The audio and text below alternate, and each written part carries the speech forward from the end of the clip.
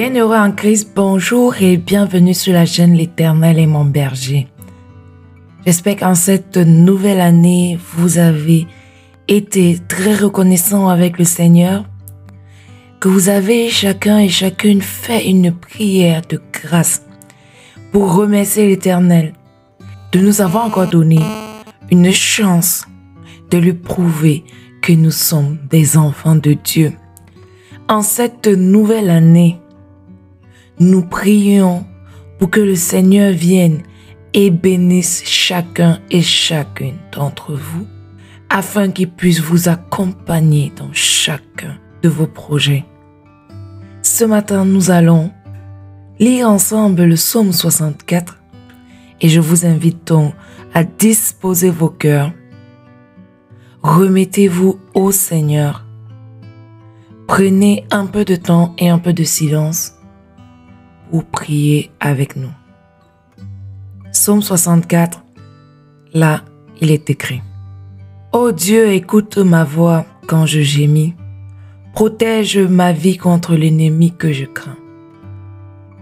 Garantis-moi des complots des méchants, de la troupe bouillante des hommes iniques. Ils aiguisent leur langue comme un glaive. Ils lancent comme des traits leurs paroles amères.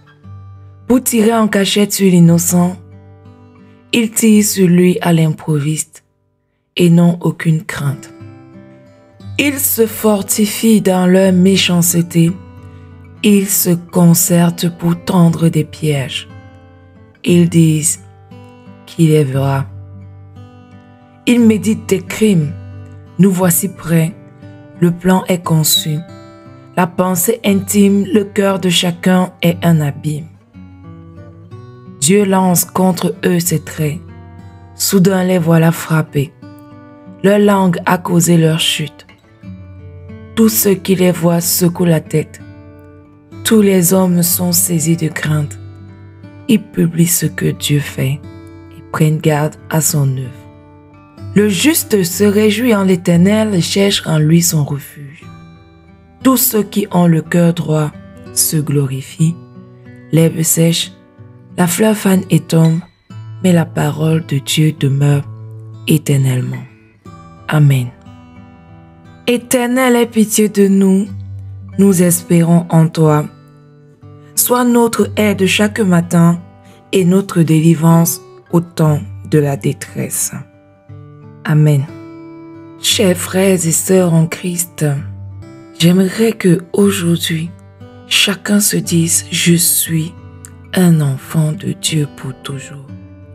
Si je demande à Dieu de me sauver, il le fera parce qu'il m'aime. Et n'oubliez pas par la même occasion de lui demander pardon à chaque fois que vous faites quelque chose de mal, que ce soit en pensée, en parole, par action ou par omission.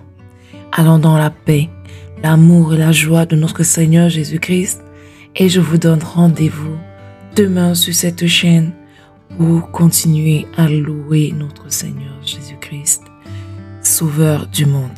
Amen.